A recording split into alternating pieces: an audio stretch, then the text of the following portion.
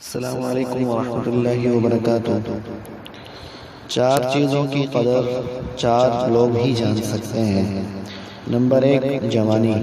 جوانی کی قدر بوڑھا جان سکتا ہے، کیونکہ جوانی میں جو کام کر سکتا ہے وہ بڑھاپے میں ظاہر اس سے نہیں ہوتا۔ تو جوانی کی قدر بوڑھے آدمی سے پوچھو، وہ جانتا ہے کہ جوانی کیا چیز ہے۔ نمبر 2، عافیت۔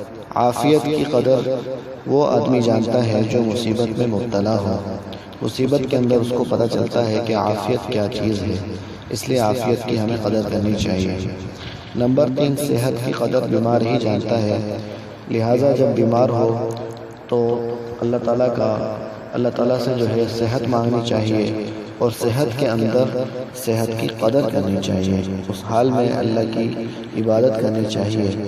نمبر 4، زندگی کی قدر مردہ ہی جان سکتا ہے، یعنی زندگی میں ہمیں زندگی کی قدر نہیں ہوتی، لیکن مردے سے پوچھو کہ زندگی کیا چیز ہے، تو ہمیں اس کی قدر کرنی چاہیے اور ایسے کام کرنے چاہیے جس سے اللہ اور اللہ کے رسول راضی ہو۔ السلام علیکم ورحمۃ اللہ وبرکاتہ۔